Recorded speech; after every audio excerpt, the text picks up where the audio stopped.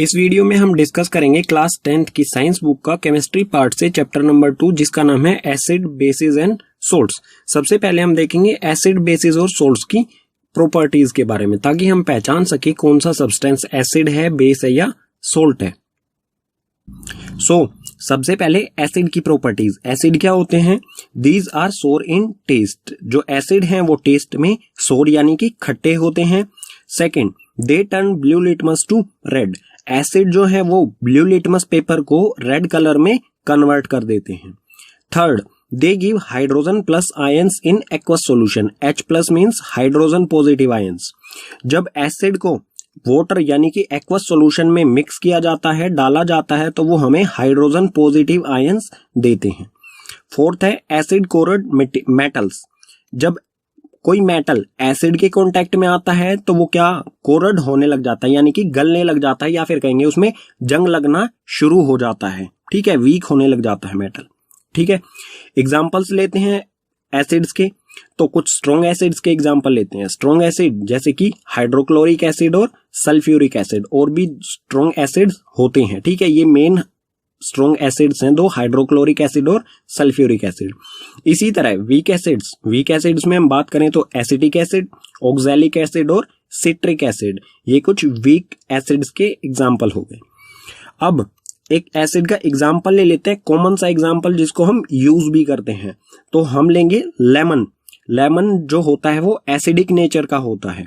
Acid lemon में जो acid पाया जाता है वो है सिट्रिक एसिड। ठीक है, और जब ब्लू लिटमस पेपर को लेमन के कांटेक्ट में लाया जाएगा तो वो रेड कलर में कन्वर्ट हो जाएगा। आप यहां पर देख सकते हैं ये ब्लू लिटमस है, जितना ये एसिड यानी कि लेमन जूस के कांटेक्ट में आया उतना ये रेड में चेंज हो गया।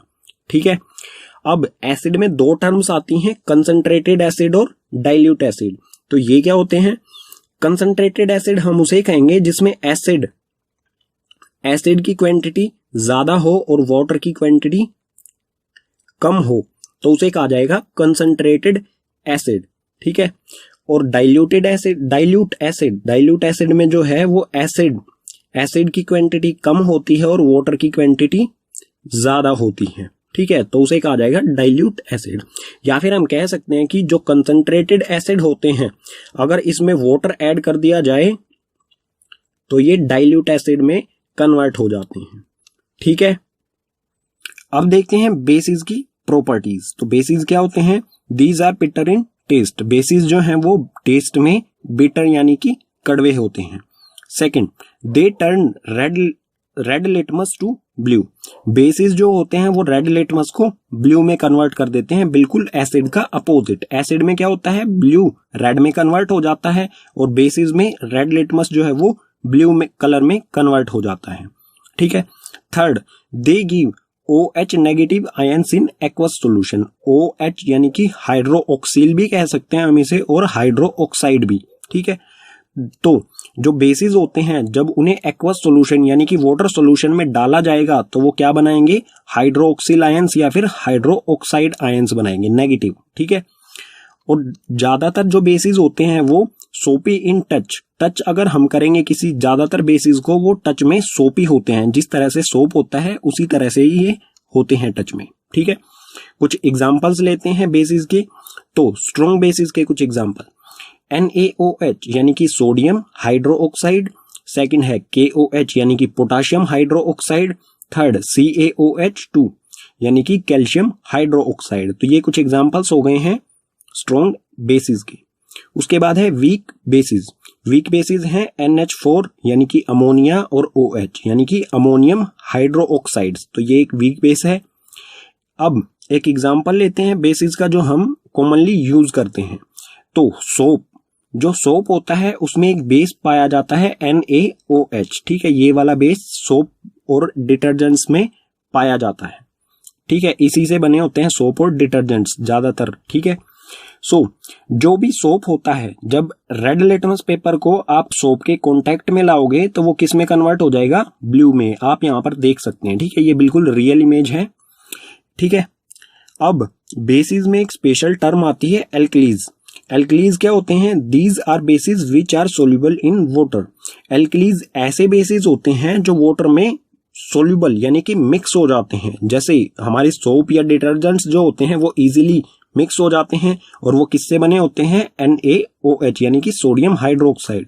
तो हम सोडियम हाइड्रोक्साइड को एल्कलीज कह सकते हैं, ठीक है, क्योंकि ये वाटर में इजीली मिक्स हो जाते हैं। पीछे वाले पेजेस पर पढ़ा हमने एसिड और बेसिस की प्रॉपर्टीज के बारे में। तो सपोज कीजिए हमें कोई सब्सटेंस गिवन है X, हमें बताना है कि इसका नेचर कैसा है, एसिडिक नेचर है या बेसिक नेचर है। तो आप कहेंगे कि इसका हम इसे टेस्ट करेंगे, अगर ये टेस्ट में सोर हुआ यानी कि खट्टा हुआ तो हम इसे कहेंगे एसिड, और ये टेस्ट में बिटर यानी कि कड़वा हुआ तो हम कहेंगे इसे बेस। लेकिन केमिस्ट्री में किसी भी सब्सटेंस को टेस्ट करना प्रीफर नहीं किया जाता है, क्योंकि इसके टेस्ट करने से हमारी लाइफ डेंजर में आ सकते है या फिर हमारी हेल्थ को नुकसान पहुंच सकता है, ठीक है। तो इसे टेस्ट नहीं कर सकते, तो हम किस तरह से पता लगाएंगे कि ये एसिड है या बेस है। तो इसका पता लगाने के लिए हम यूज करेंगे इंडिकेटर्स का। इंडिकेटर्स क्या होते हैं, these are the substances which changes their colour smell in different type of substances. Indicators वो सब्सटेंसेज होते हैं जो अपना कलर और स्मेल चेंज करते हैं जब ये अलग अलग सब्सटेंसेज के कांटेक्ट में आते हैं। यानी कि जब ये एसिड के कांटेक्ट में आएंगे तो इसका कलर डिफरेंट होगा, और बेस के कांटेक्ट में आएंगे तो इसका कलर डिफरेंट होगा। इसी तरह से स्मेल भी डिफरेंट होगी जब ये अलग अलग सब्सटेंसेज के कांटेक्ट में आएंगे, ठीक है। अब इंडिकेटर्स के टाइप्स की बात करते हैं। तो टाइप ऑफ इंडिकेटर्स के टोटल 3 टाइप्स होते हैं, ठीक है। तो एक एक करके इन्हें डिस्कस करते हैं। तो इंडिकेटर का फर्स्ट टाइप है नेचुरल इंडिकेटर्स। नेचुरल इंडिकेटर्स क्या होते हैं, those indicators found in nature in plants called natural indicators. Natural indicators वो इंडिकेटर्स होते हैं जो हमें नेचर या फिर प्लांट से मिलते हैं, तो उन्हें हम कहेंगे नेचुरल इंडिकेटर्स। इसके एग्जांपल्स ले लेते हैं। एग्जांपल्स में सबसे पहला इसका लिटमस। तो लिटमस पेपर के बारे में हम पीछे भी पढ़ चुके हैं। लिटमस पेपर जो कि प्लांट से मिलता है हमें, ठीक है। और ब्लू लिटमस पेपर जब एसिड के कांटेक्ट में आएगा तो ये रेड कलर में कन्वर्ट हो जाता है, ठीक है। इसी तरह से रेड कलर का लिटमस पेपर जब बेस के कांटेक्ट में आएगा तो ये ब्लू कलर में कन्वर्ट हो जाता है, ठीक है। इसी तरह से सेकेंड एग्जाम्पल है टर्मरिक। टर्मरिक यानी कि हल्दी या फिर टर्मरिक कहें जिसे, ये इसका कलर येलो होता है। तो एसिड के कांटेक्ट में जब ये आती है तो इसका कलर येलो ही रहता है, इसके कलर में कोई चेंज नहीं आता है।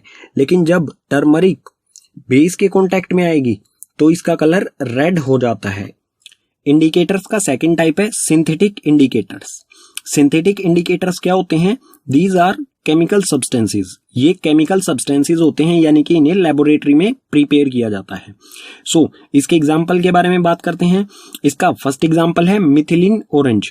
मिथिलीन ऑरेंज जब एसिड के कांटेक्ट में आएगा तो इसका कलर हो जाता है रेड, ठीक है। और जब मिथिलीन ऑरेंज बेस के कांटेक्ट में आएगा तो इसका कलर हो जाता है येलो, ठीक है। इसी तरह से सिंथेटिक इंडिकेटर्स का सेकंड एग्जांपल है फेनोफ्थलीन।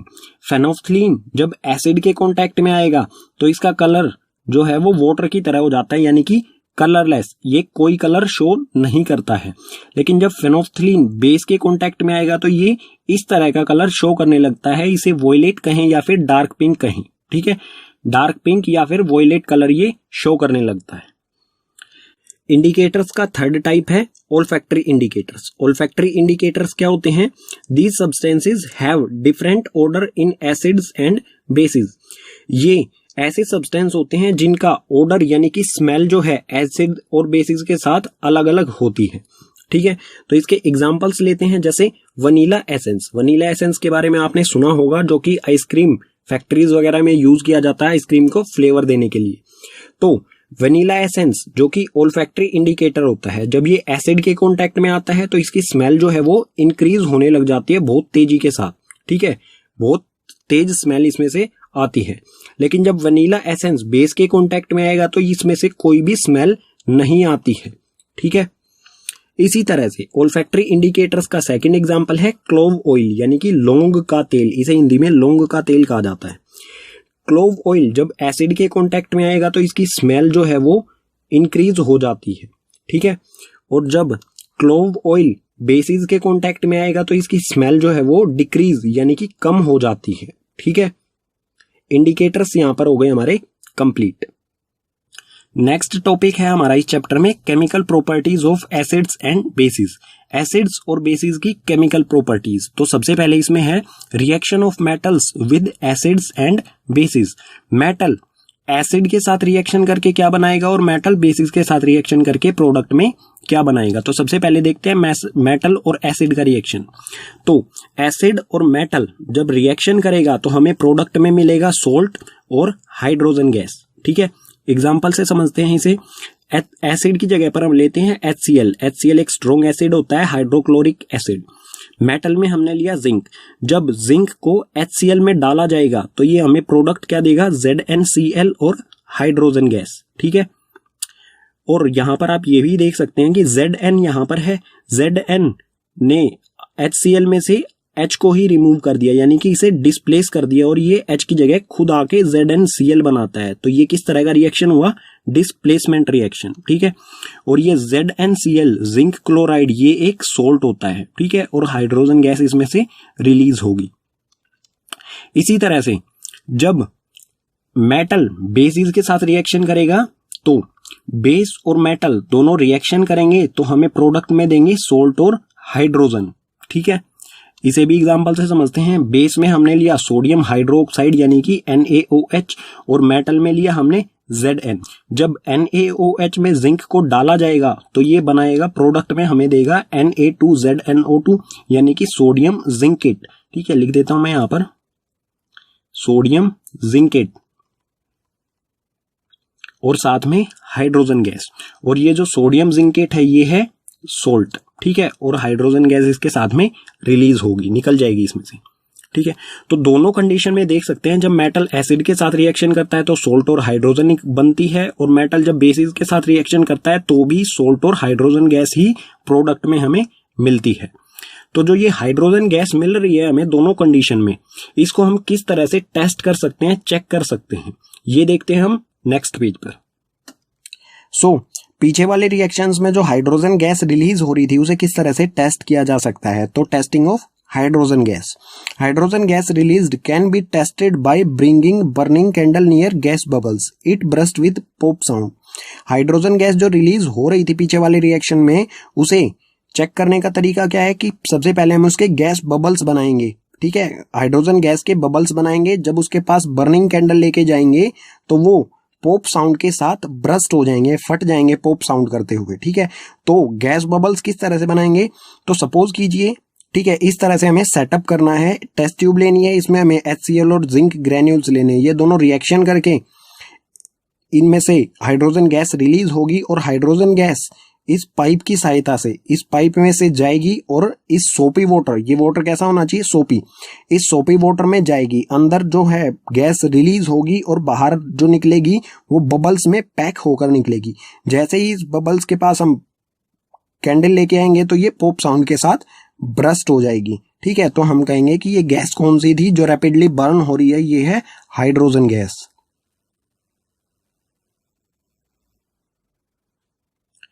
अब हम देखते हैं रिएक्शन ऑफ मेटल कार्बोनेट्स या फिर metal hydrogen carbonates with acids and bases.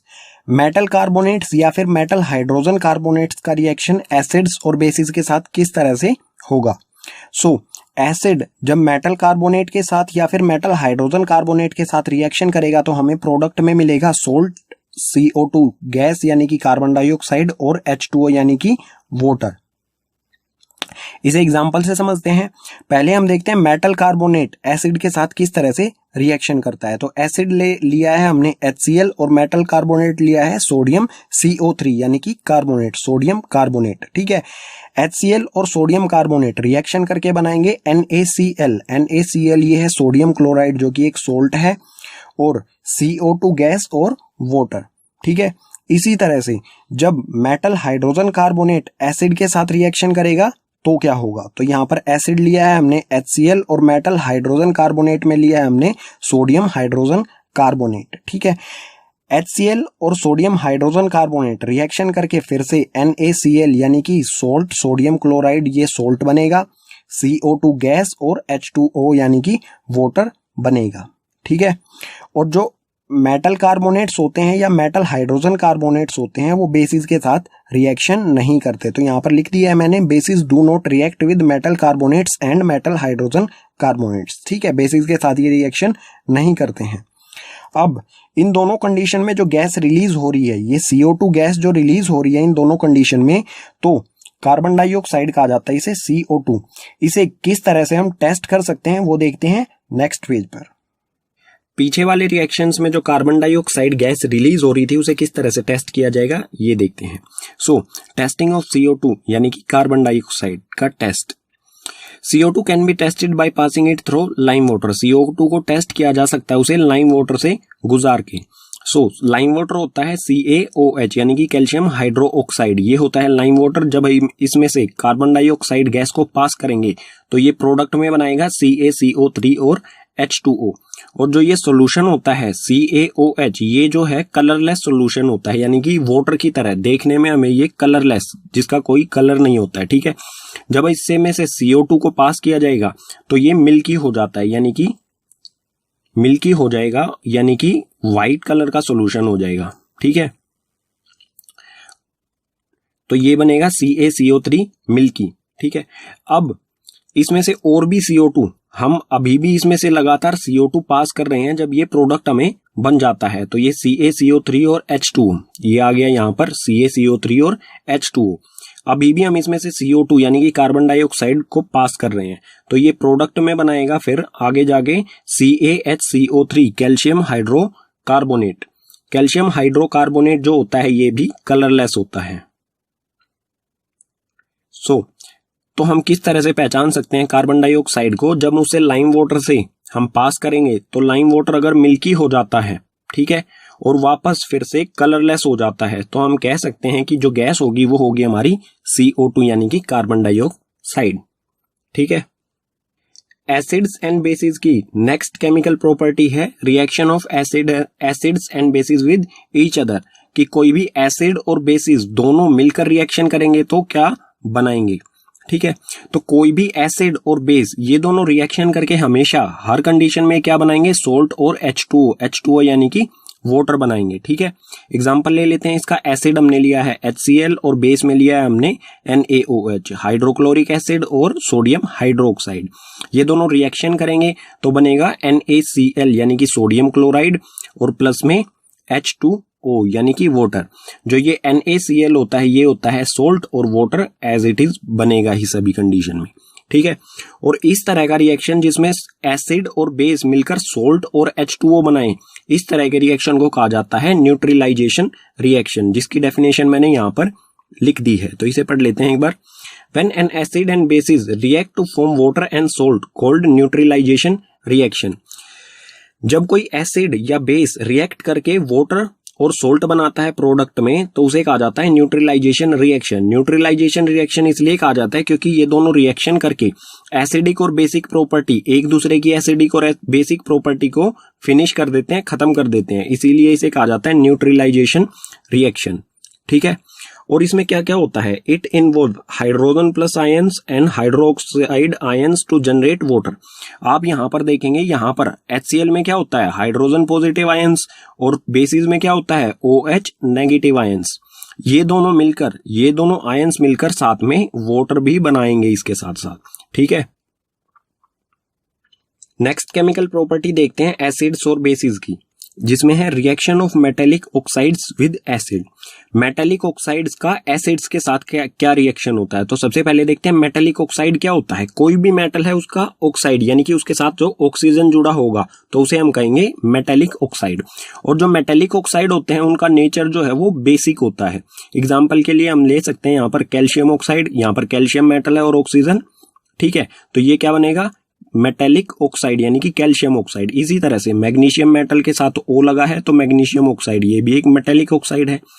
तो ये मेटेलिक ऑक्साइड और एसिड रिएक्शन करके क्या बनाएगा, सो कोई भी एसिड है या कोई भी मेटेलिक ऑक्साइड, ये दोनों रिएक्शन करके हमेशा सोल्ट बनाएंगे और H2O।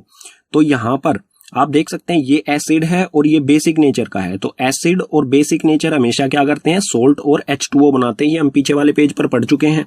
ठीक है, तो वही कंडीशन है यहाँ पर। तो इसका एग्जाम्पल यहाँ पर नहीं लिखा हुआ है, मैं लिख देता हूं। तो एसिड में ले लेते हैं हम HCl एसिड और मेटेलिक ऑक्साइड ले लेते हैं CaO। एसिड आ गया HCl और CaO आ गया हमारा मेटेलिक ऑक्साइड। तो HCl और CaO रिएक्शन करके बनाएंगे CaCl कैल्शियम क्लोराइड, CaCl2 और प्लस में H2O। इस चीज का ये निर्माण करेंगे। प्रोडक्ट में हमें मिलेगा कैल्शियम क्लोराइड जो कि एक सोल्ट है और H2O वाटर। अब इसे बैलेंस करेंगे तो यहाँ पर कैल्शियम कैल्शियम एक एक है, ऑक्सीजन ऑक्सीजन इनके भी एक एक एटम्स हैं। यहाँ पर H का एक है और Cl का भी एक है। यहाँ पर H के दो हैं और Cl के भी दो हैं। तो यहाँ पर जैसे ही हम 2 पुट करेंगे ये हो जाएगी हमारी केमिकल इक्वेशन बैलेंस। ठीक है, ये एग्जाम्पल हो गया इसका।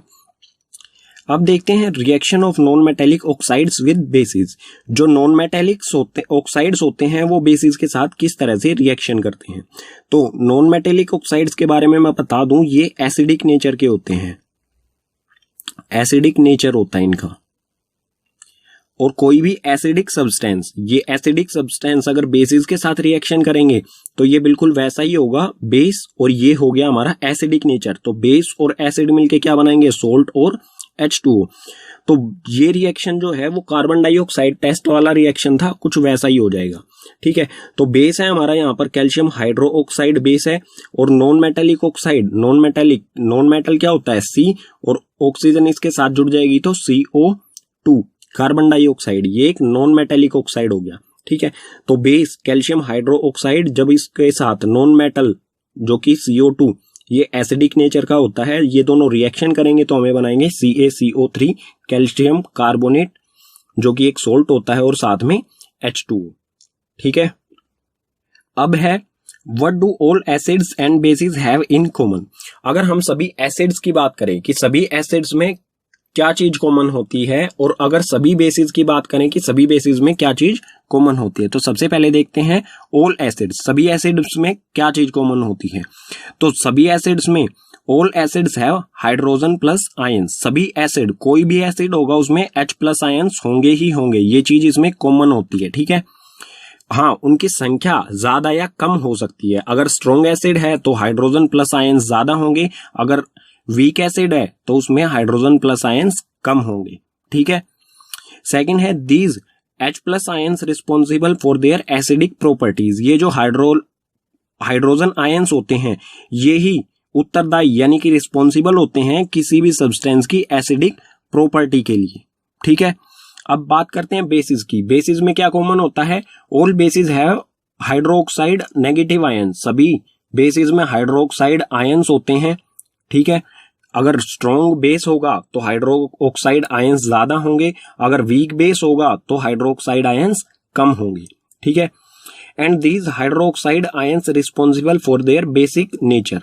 यही हाइड्रोक्साइड आयंस ही किसी भी बेस के बेसिक नेचर होने के लिए रिस्पॉन्सिबल होते हैं। यानी कि हम कह सकते हैं कि हाइड्रोक्साइड आयंस की वजह से ही कोई सब्सटेंस बेसिक नेचर का होता है।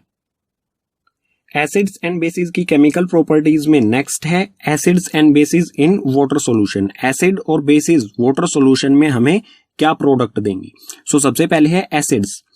एसिड्स में होते हैं हाइड्रोजन पॉजिटिव आयंस। जब हाइड्रोजन पॉजिटिव आयंस वाटर में जाते हैं तो वो हमें प्रोडक्ट में देंगे H3O पॉजिटिव, और जो ये H3O पॉजिटिव होता है इसे कहा जाता है हाइड्रोनियम आयंस। ठीक है, इसे इस तरह से समझ लेते हैं, H पॉजिटिव आयंस की जगह हम ले लेते हैं HCl, क्योंकि HCl में ही H पॉजिटिव आयंस होते हैं।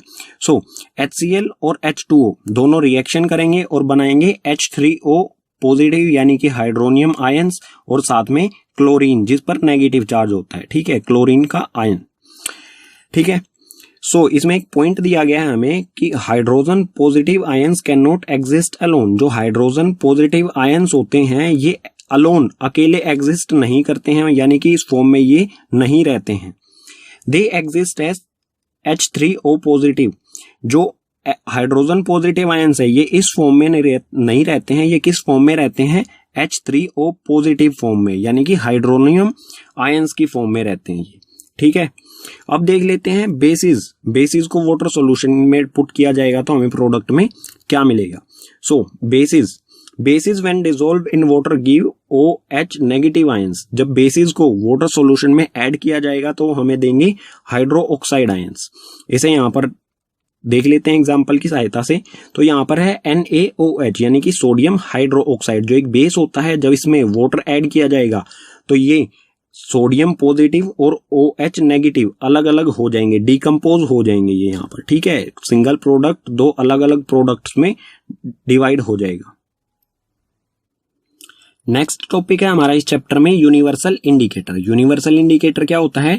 It is mixture of several indicators. ये कई सारे इंडिकेटर्स का मिक्सचर होता है। इंडिकेटर्स के बारे में आप चैप्टर के शुरू में पढ़ चुके हैं, जैसे कि इंडिकेटर्स जैसे कि लिटमस पेपर, टर्मरिक या फिर फेनोथिलीन, कुछ इसी तरह के इंडिकेटर्स का ये मिक्सचर होता है। It show different colours at different concentration of hydrogen positive ions in solution. किसी सॉल्यूशन में हाइड्रोजन पॉजिटिव आयंस का कंसंट्रेशन कितना है, उसी के अकॉर्डिंग ये अलग अलग कलर शो करता है, ठीक है। और यूनिवर्सल इंडिकेटर जिसे कहा जाता है pH, इसमें P का मतलब होता है पावर और H का मतलब हाइड्रो पॉजिटिव, यानी कि हाइड्रोजन पॉजिटिव आयंस की पावर कितनी है उसके अकॉर्डिंग ही ये कलर शो करता है। ये दिखने में इस तरह का होता है, ठीक है, और इस तरह का। और इसमें रीडिंग होती है 0 से लेके 14 तक, ठीक है। इसमें जो 7 पर है यहाँ पर न्यूट्रल होता है। अगर हम लेफ्ट हैंड साइड जाएंगे तो यहाँ इस तरफ में एसिडिक प्रॉपर्टी इंक्रीज होती है। अगर हम 7 से राइट हैंड साइड जाएंगे तो बेसिक प्रॉपर्टी इंक्रीज होती है। अब आप कहेंगे कि जो बेसिस होते हैं उसमें हाइड्रोजन पॉजिटिव आयंस तो होते ही नहीं है, और जो pH है वो हाइड्रोजन पॉजिटिव आयंस की कंसंट्रेशन के अकॉर्डिंग ही कलर शो करता है। तो बेसिस की प्रॉपर्टी, बेसिस का जो कलर है वो हमें कैसे मिलता है? तो आपको पता होना चाहिए कि जो एसिड्स होते हैं या जो बेसिस होते हैं दोनों में हाइड्रोजन पॉजिटिव आयंस भी होते हैं और हाइड्रोक्साइड आयंस भी होते हैं। इसको समझने के लिए देखते हैं हम ये वाला फिगर। इसमें आप देखेंगे कि ये 0 से लेके 14 यानी कि ये भी एक pH पेपर ही है। कंसंट्रेशन देखेंगे आप यहाँ पर, तो हाइड्रोजन पॉजिटिव आयंस जो कि कंसंट्रेशन इसका शो कर रखा है हमें ब्लू कलर में, और जो हाइड्रोक्साइड आयंस है इसका कंसंट्रेशन हमें शो कर रखा है व्हाइट कलर में। तो आप देखेंगे जब 7 से कम है, 7 से कम इस तरफ एसिडिक नेचर इंक्रीज हो रहा है। आप ये भी देखेंगे कि हाइड्रोजन पॉजिटिव आयंस का कंसंट्रेशन भी इंक्रीज हो रहा है। और इसमें हाइड्रो ऑक्साइड 7 से कम में ये व्हाइट एरिया भी है, यानी कि यहाँ पर हाइड्रोक्साइड आयंस भी हैं, ठीक है, लेकिन उनका कंसंट्रेशन हाइड्रोजन पॉजिटिव आयंस से कम है, ठीक है, इसलिए ये एसिडिक नेचर के होते हैं। अब आप 7 से राइट हैंड साइड में जाएंगे तो बेसिक नेचर इंक्रीज हो रहा है, और ये भी देखेंगे कि यहाँ पर जो हाइड्रो ऑक्साइड आयंस का एरिया इंक्रीज हो रहा है, कंसंट्रेशन इंक्रीज हो रहा है, और हाइड्रोजन पॉजिटिव आयंस का कंसंट्रेशन यहाँ पर डिक्रीज हो रहा है, यानी कि यहाँ पर भी हाइड्रोक्साइड आयंस भी हैं और हाइड्रोजन आयंस भी हैं, ठीक है। अगर यहाँ पर यह देख सकते हैं आप कि हाइड्रोजन पॉजिटिव आयंस का कंसंट्रेशन बहुत कम है as compare to hydroxide ions, इसीलिए ये जो सब्सटेंस होंगे 7 से इस तरफ वो बेसिक नेचर के होंगे, ठीक है। पीछे वाले पेज पर हमने समझा pH स्केल के बारे में।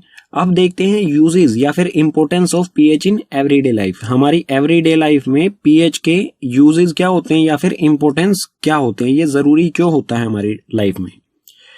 तो इससे पहले आपको एक चीज और बता दूं कि जो pH है उसको हम डिजिटली भी कैलकुलेट कर सकते हैं। कुछ इस तरह के गैजेट्स आते हैं जो ज्यादातर आरओ टेक्नीशियंस के पास अवेलेबल होते हैं, इससे हम डिजिटली भी pH कैलकुलेट कर सकते हैं, ठीक है। उसमें रीडिंग आएंगी 0 से 14, जैसा इसमें आप देख सकते हैं 4.40 pH रीडिंग आई हुई है, इस तरह से ये शो करता है, ठीक है।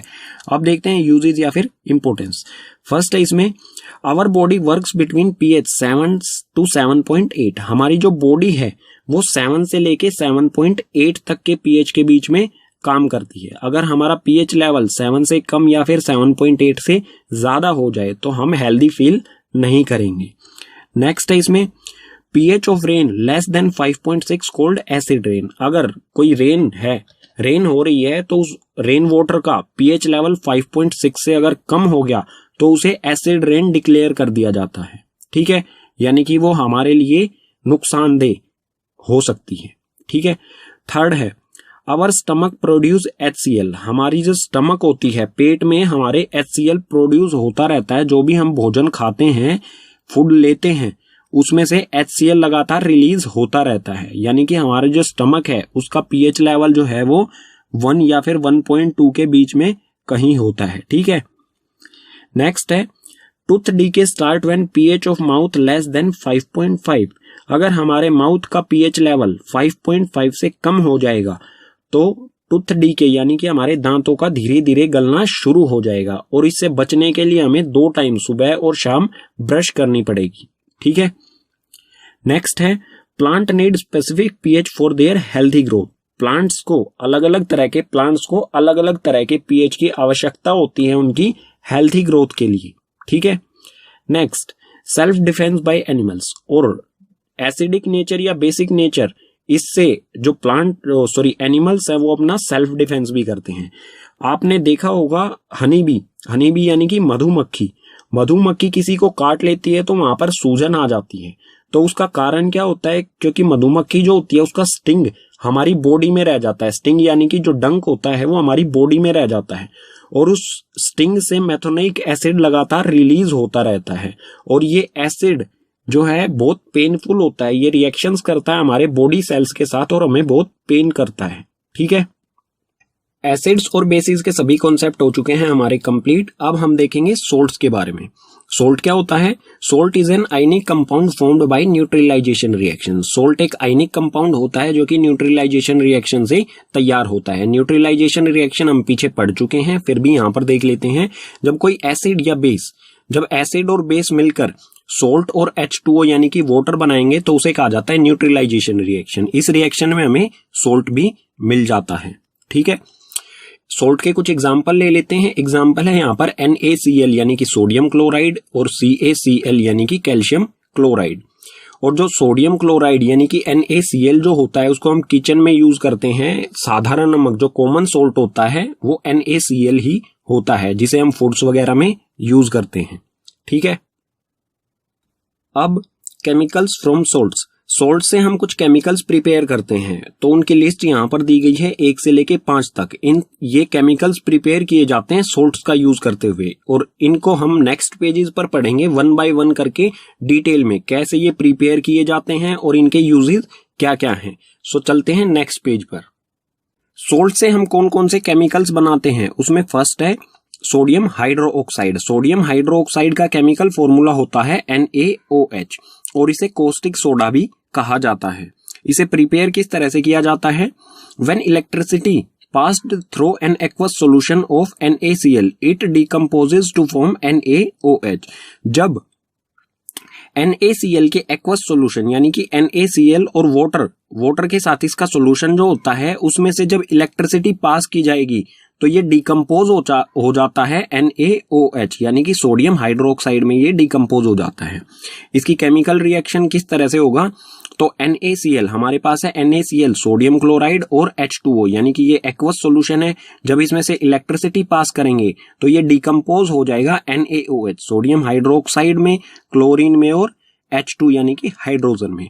और आपको ये भी पता होना चाहिए कि जो क्लोरीन गैस है वो एनोड पर रिलीज होगी। ठीक है। क्लोरीन गैस जो है A4 एनोड पर रिलीज होगी। हाइड्रोजन जो गैस है वो कैथोड यानी कि C4 कैथोड पर रिलीज होगी।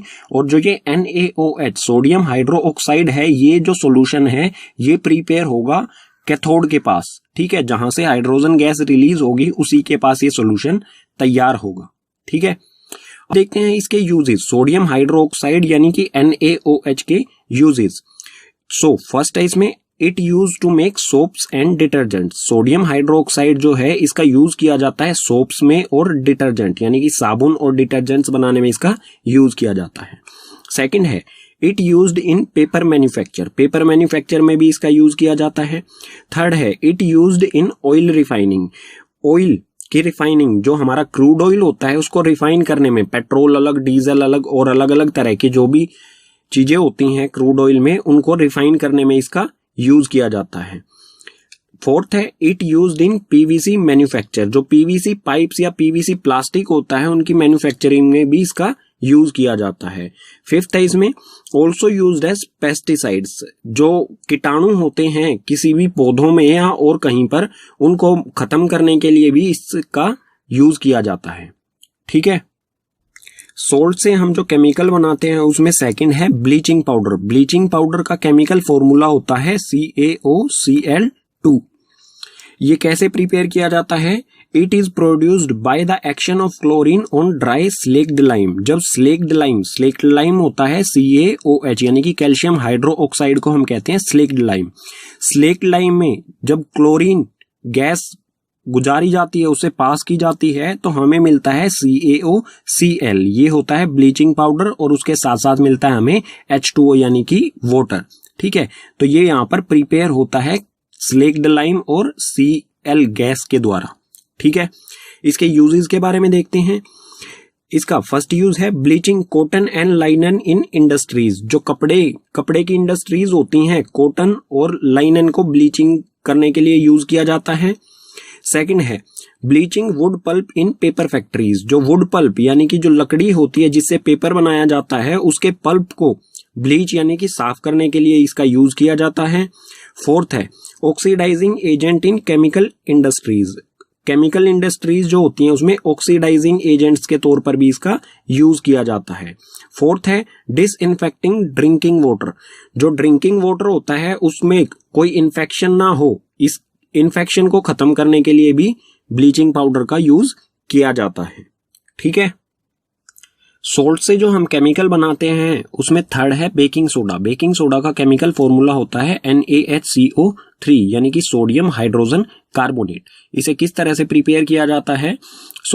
NaCl यानी कि सोडियम क्लोराइड के साथ वाटर, कार्बन डाइऑक्साइड और अमोनिया NH4 होता है अमोनिया। इन सब का रिएक्शन जब कराया जाता है इकट्ठा तो हमें प्रोडक्ट में मिलता है अमोनियम क्लोराइड और NaHCO3 यानी कि बेकिंग सोडा। ठीक है, और इसकी प्रॉपर्टीज के बारे में भी हमें पढ़ना पड़ेगा। इसमें प्रॉपर्टीज हैं, it is mild non corrosive base. ये माइल्ड यानी कि सॉफ्ट होता है बहुत ज्यादा, और नॉन कोरोसिव बेस यानी कि ये बहुत लंबे समय तक चलता है, कभी खराब नहीं होता है।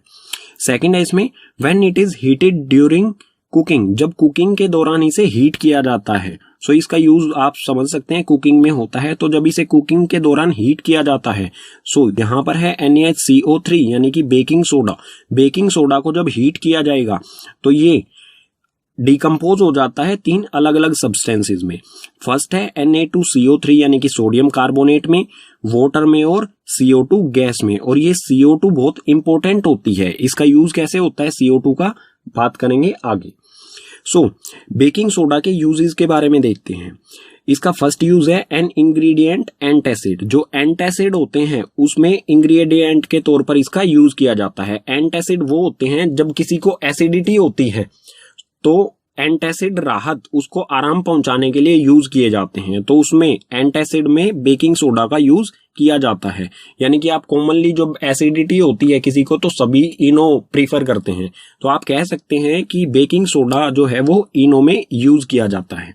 ठीक है, second used in fire extinguisher. जो फायर एक्सटिंग्विशर होते हैं, आग बुझाने वाले यंत्र, उनमें भी इसका बेकिंग सोडा का यूज किया जाता है, क्योंकि इसमें कार्बन डाइऑक्साइड गैस होती है। ठीक है, और ये बहुत अच्छी गैस होती है आग बुझाने के लिए। ठीक है, CO2 आग आसानी से बुझा देती है। ठीक है, थर्ड है फॉर मेकिंग बेकिंग पाउडर। इसका यूज बेकिंग सोडा का यूज किया जाता है बेकिंग पाउडर बनाने के लिए। ठीक है, और बेकिंग पाउडर कैसे बनता है? बेकिंग सोडा और टार्टरिक एसिड, बेकिंग सोडा और टार्टरिक एसिड दोनों मिलकर जो है वो बेकिंग पाउडर बनाते हैं। और बेकिंग पाउडर का यूज पढ़ते हैं। बेकिंग पाउडर का यूज जो है used in breads and cakes to make it softy and spongy. Breads और केक्स में बेकिंग पाउडर का यूज किया जाता है उनको सॉफ्ट और स्पंजी बनाने के लिए। ठीक है, और स्पंजी ये किस वजह से बनता है? Because of carbon dioxide gas. इस कार्बन डाइऑक्साइड गैस के कारण ही ये स्पंगी बनता है। ठीक है, सोल्ट से जो केमिकल बनाए जाते हैं उसमें फोर्थ है वॉशिंग सोडा। वॉशिंग सोडा का केमिकल फॉर्मूला होता है Na2CO3 10H2O। इसे हम केमिकल नेम में बोलेंगे तो सोडियम कार्बोनेट डेकाहाइड्रेट। 10 का मतलब होता है डेका। ठीक है, और H2O मीन्स हाइड्रेट, यानी कि इसमें 10 मॉलिक्यूल होते हैं वाटर के, 10 मॉलिक्यूल्स ऑफ वाटर। ठीक है, इसे किस तरह से प्रिपेयर किया जाता है? Recrystallisation of sodium carbonate gives washing soda. जो सोडियम कार्बोनेट होते हैं इनके दोबारा से इसमें वाटर ऐड किया जाता है और दोबारा से इसके क्रिस्टल्स बनाए जाते हैं। ठीक है, जब इसमें दोबारा से वाटर ऐड किया जाता है तो इसमें 10 मॉलिक्यूल्स ऑफ वाटर आ जाते हैं और ये सोडियम कार्बोनेट डेकाहाइड्रेट बन जाता है, जिसे वॉशिंग सोडा कहा जाता है। इट इज बेसिक सोल्ट, ये सोल्ट होता है, लेकिन किस टाइप का, किस नेचर का, बेसिक नेचर का ये सोल्ट होता है। सो इसे रिएक्शन के तरह से समझते हैं किस तरह से प्रिपेयर किया जाता है। तो ये है सोडियम कार्बोनेट। जब इसमें 10 मॉलिक्यूल ऑफ वाटर, H2O यानी कि वाटर, इसमें 10 मॉलिक्यूल ऑफ वाटर ऐड किया जाता है तो ये बनता है Na2CO3 10H2O। 10 का मतलब होगा डेका, H2O मतलब हाइड्रेट, तो इसे बोला जाएगा सोडियम कार्बोनेट डेकाहाइड्रेट। ठीक है, इसके यूजेस देख लेते हैं। नाम से ही आप समझ गए होंगे, वॉशिंग सोडा यानी कि वॉशिंग में इसका यूज किया जाता है। फिर भी देख लेते हैं सारी चीज। It uses in glass, soap and paper industries. Glass industries में ग्लासेस की सफाई के लिए, सोप इंडस्ट्रीज में डिटर्जेंट्स वगैरह बनाने के लिए, और पेपर इंडस्ट्रीज में पेपर की सफाई के लिए इसका यूज किया जाता है। सेकंड है मैन्युफैक्चर ऑफ बोरेक्स। इसके बारे में डिटेल में नहीं बताऊंगा, लेकिन इसका यूज किस चीज के लिए भी किया जाता है। बोरेक्स एक सब्सटेंस होता है, तत्व होता है, जिसको मैन्युफैक्चर करने के लिए इसका यूज किया जाता है। फोर्थ में है क्लीनिंग एजेंट इन हाउसेज। हम घर में जो साफ सफाई करते हैं उसमें कपड़े धोना हुआ या बर्तन साफ करना हुआ, उन सभी में वॉशिंग सोडा का यूज किया जाता है। फोर्थ है इसमें removing hardness of water. Water की हार्डनेस को रिमूव करने के लिए भी इसका यूज किया जाता है। ठीक है, सोल्ट से जो हम केमिकल्स बनाते हैं उसमें फिफ्थ है प्लास्टर ऑफ पेरिस। इसे POP भी कहा जाता है। इसका केमिकल फॉर्मूला होता है CaSO4 हाफ H2O। इसका केमिकल नेम जो बोलेंगे वो होगा कैल्शियम सल्फेट हेमीहाइड्रेट। हेमी का मीन्स होता है हाफ और H2O हाइड्रेट, तो कैल्शियम सल्फेट हेमीहाइड्रेट। ठीक है, इसे किस तरह से प्रिपेयर किया जाता है? When heating gypsum. जिप्सम के बारे में बता देता हूं। जिप्सम एक हार्ड सब्सटेंस होता है जो कि सीमेंट वगैरह में यूज किया जाता है। ये बहुत जल्दी सूख जाता है और एक टफ हो जाता है, जैसे सीमेंट हो जाती है, तो सीमेंट में जिप्सम का यूज किया जाता है। ठीक है, इसका केमिकल फॉर्मूला जो होता है वो होता है CaSO4 2H2O, जिसे मैंने बॉक्स में यहां पर बंद कर दिया गया है। ठीक है, so when heating gypsum, gypsum को जब हीट किया जाता है at 100 degree Celsius, 100 degree Celsius कहें या फिर 273 केल्विन पर, it loses water molecule and become POP। ये वाटर मॉलिक्यूल, जिप्सम जो है वो वाटर मॉलिक्यूल त्याग देता है और बनता है POP यानी कि प्लास्टर ऑफ पेरिस। इसमें वाटर मॉलिक्यूल जो होता है वो लूज कर देता है। तो आप यहां पर देखेंगे CaSO4, यहां पर भी CaSO4 है, यहां पर भी CaSO4। अंतर क्या है इसमें? यहां पर है हाफ और यहां पर है 2। तो इस 2 मॉलिक्यूल्स में से 1.5 यानी कि डेड वाटर का मॉलिक्यूल जब ये लूज कर देगा तो ये बन जाएगा प्लास्टर ऑफ पेरिस। ठीक है, इसमें आगे है it is a white powder on mixing with water it changes in gypsum. ये POP जो है ये एक व्हाइट पाउडर होता है, जब इसे वाटर के साथ मिक्स किया जाता है तो ये फिर से जिप्सम बन जाता है। इसे केमिकली कैसे रिएक्शन के तौर पर कैसे लिखेंगे? तो ये है CaSO4 हाफ H2O यानी कि ये है हमारा POP, प्लस में 1.5 H2O। यहां पर है half H2O, half molecule of water, यहां पर है 1.5 मॉलिक्यूल ऑफ वाटर, यानी कि ये दोनों मिलकर half molecule of water and 1.5 molecule of water दोनों मिलकर क्या बनाएंगे? 2 मॉलिक्यूल ऑफ H2O। 2 मॉलिक्यूल ये वाटर के बनाएंगे और CaSO4 एज इट इज रहेगा। ये बन गया हमारा यहां पर जिप्सम। ठीक है, इसके यूजेस देख लेते हैं प्लास्टर ऑफ पेरिस के। सो इसमें फर्स्ट है doctor using to support fractured bones. Doctor जो है फ्रैक्चर्ड बोन्स यानी टूटी हुई हड्डियों को सपोर्ट प्रोवाइड करने के लिए POP का यूज करते हैं। ठीक है, सेकंड है for making toys decoration materials. Toys, कई ऐसे टॉयज होते हैं जो कि व्हाइट पाउडर ऐसे POP से बने होते हैं, जो व्हाइट कलर के होते हैं, उस पे पेंट किया जाता है। ठीक है, थर्ड है for making surface smooth. Surface, कोई सरफेस है घर में, कोई दीवार वगैरह को स्मूथ करने के लिए, वॉल्स को स्मूथ करने के लिए भी इसका यूज किया जाता है।